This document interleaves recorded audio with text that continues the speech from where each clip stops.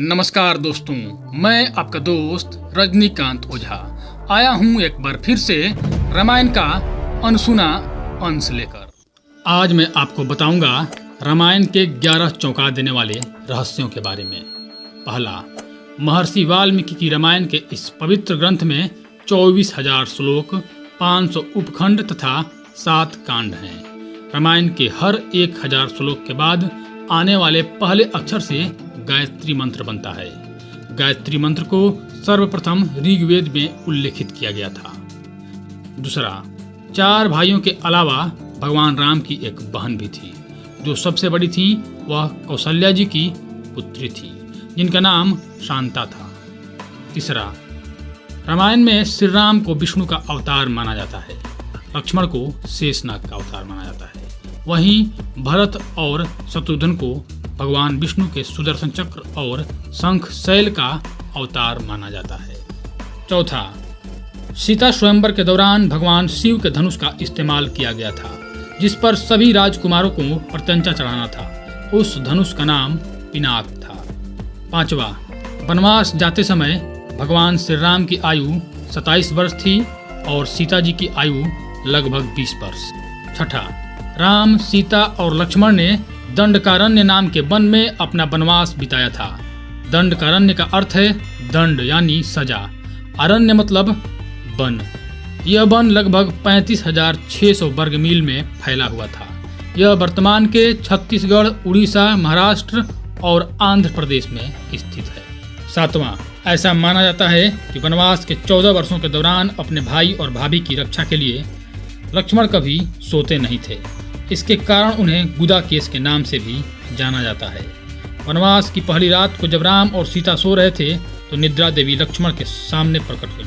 उस समय लक्ष्मण ने निद्रा देवी से अनुरोध किया कि उन्हें ऐसा वरदान दें कि वनवास के 14 वर्षों के दौरान उन्हें नींद न आए और वह अपने प्रिय भाभी और भाई की रक्षा कर सकें। निद्रा देवी इस बात पर प्रसन्न होकर बोली कि अगर कोई तुम्हारे बदले 14 वर्ष तक सोए तो तुम्हें यह वरदान प्राप्त हो सकता है। इसके बाद लक्ष्मण की सलाह पर निद्रा देवी लक्ष्मण की पत्नी और सीता की बहन उर्मिला के पास पहुंची। उर्मिला ने लक्ष्मण के बदले सोना स्वीकार कर लिया और पूरे 14 वर्ष तक सोती रही।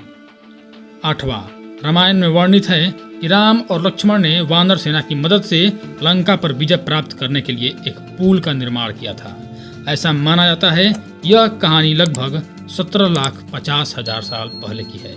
हाल ही में नासा ने पाक जल डमरू मध्य में श्रीलंका और भारत को जोड़ने वाले एक मानव निर्मित प्राचीन पुल की खोज की है और शोधकर्ताओं और पुरातत्वविदों के अनुसार इस पुल के निर्माण की अवधि रामायण महाकाव्य में वर्णित पुल के निर्माण से मिलती है। नासा के उपग्रहों द्वारा खोजे गए इस पुल को आदम का पुल भी कहा जाता है और इसकी लंबाई लगभग 30 किलोमीटर है। 9वां, रावण ने जब सीता का हरण किया था तब जटायु नामक गिद्ध ने रावण को रोकने के कई प्रयास किए थे, लेकिन वह रावण का सामना ज्यादा देर तक नहीं कर पाए। रामायण के अनुसार जटायु के पिता अरुण हैं और अरुण ही भगवान सूर्य देव के रथ के सारथी हैं। 10वां, ऐसा माना जाता है कि जब सीता ने पृथ्वी के अंदर समाहित होकर अपने शरीर का परित्याग कर दिया तो उसके बाद राम ने सरयू नदी में जल समाधि लेकर पृथ्वी लोक का परित्याग किया था। 11वां, राम ने लक्ष्मण को मृत्युदंड दिया। आखिर राम ने अपने प्राणों से प्रिय भाई लक्ष्मण को मृत्युदंड क्यों दिया?